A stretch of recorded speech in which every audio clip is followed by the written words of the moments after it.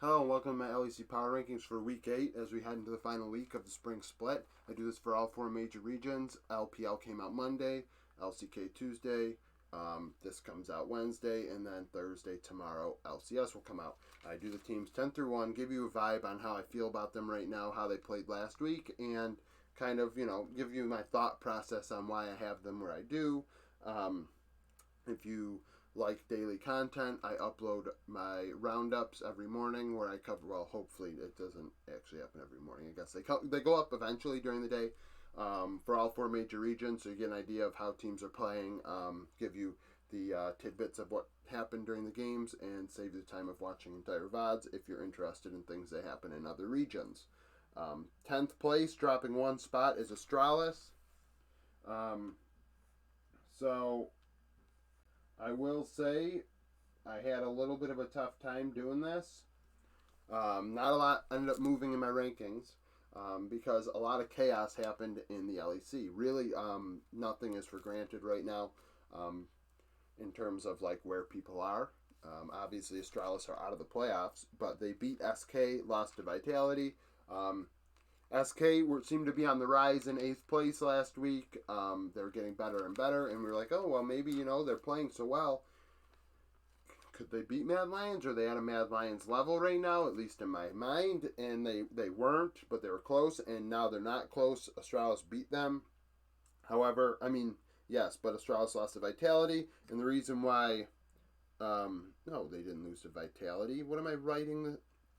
This whole time I've been saying Vitality. They lost to BDS. That's why they dropped. If they lost to Vitality, I wouldn't have dropped them. They lost to BDS, which is a big deal. Because BDS is 9th. BDS was 10th last week. So this is significant. This is a loss. We're around a team that's, at your level. You losing to them is not acceptable. Similar to SK, but I felt like SK had at least, well, I'm going to get into this too. I might as well write all three at the same time because they're all pretty much the same to me. They're all out of the playoffs and they're all blah. Really. To put it in a childish tone. They're all kind of just sucky. And so BDS lost to G2. Whatever. However, losing to Astralis, beating Astralis moves you up one. SK lost to Vitality and Astralis. So losing to Vitality, that clearly shows, no, you're not at a 7th place level. Losing to Astralis, you are certainly not at 7th place level. So just even give you my thought process here, there is a line here. Even though Mad Lions are playing awful, Mad Lions lost to Excel and Fnatic. Mad Lions do not move. They're still 7th, but they're not at an SK level right now. I would have said that maybe if SK went 1-1 and Mad Lions went 0-2, I would have flipped them this week. Very feasible. But that didn't happen. And Mad Lions lost to Excel and Fnatic. And the manner in which they lost to Fnatic, not good. The Pike really ran them over, I believe, in that one. And, losing to Excel are getting better and better. I did not move them up, but they are 6th place. Speaking of Excel, clearly a better team now with Mickey than they were before. Excuse me, I'm not a big fan of Nuke Duck, but I think Finn is playing better, and they're improving. Marcoon is doing his job. Excel's just, doing their job. They beat Mad Lions, lost to Rogue. There's no harm in losing to Rogue. Rogue are a good team. Rogue might have lost this weekend to somebody, but they're still a good team. You're in the middle of the road, and clearly you are better than Mad Lions. You are a playoff team. 5th place, Vitality. I did not move them up.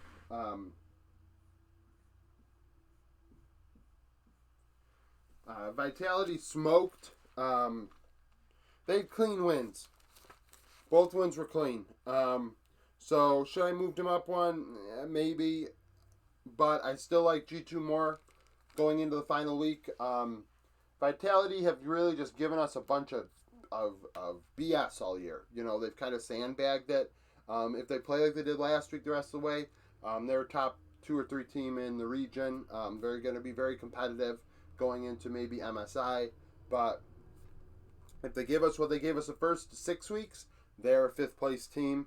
G2, 4th, did not move. G2 lost to lost to Misfits. And the way in which they lost to Misfits was downright crazy. So I was not going to drop them for that. They should have won that game. So I don't blame them. I do blame them. You lost the game. But I don't think they're doing that again. I don't think they lose to Misfits in that matter again. Maybe they lose to them outright, but they won't lose to them that way. Beat BDS. Should have done that. So fourth place for G2. I mean, clearly they are where they are. Misfits, third place. I mean, if anything, what I was going to do, Misfits drop one. The way I thought about this power rankings, the upper half, if I dropped Misfits, I'd have dropped them all the way to 5. I wasn't going to drop them to 4. And move Vitality up 1 and keep them above G2 at 5th. G2 wasn't going to drop to 5th. So Misfits only dropped to 3rd. Beat G2 in a crazy comeback. Vethio is the MVP of the LEC Spring Split. It's just his. It's his. It is his. No question about it. It was his going into the week. It's definitely his coming out of the week. I've been a Vethio fan. I've been saying it since the first week of the season. I've been saying it since last year in other mediums of posts and other places. Vethio is a very, very good player. But lost to Vitality. Not good. Especially in the way they did. Second place, Rogue. Rogue and Fnatic. So I'm going to write these down at the same time because they played each other. And that's the reason why they dropped. So, Rogue lost to Fnatic. And the way in which they lost to Fnatic is not a good one. And then they beat Excel. Good for you. You should do that. Fnatic beat Mad Lions. Should do that. Beat Rogue. Big win. They're getting cute. They brought out the Pike. Hylissang is looking really, really good. Razork's looking really good too. You gave him the Diana and he looked disgusting over the last couple weeks. I think that Fnatic are starting to turn it up going into the playoffs. We'll see if Rogue can kind of work this, out of their system in week 8.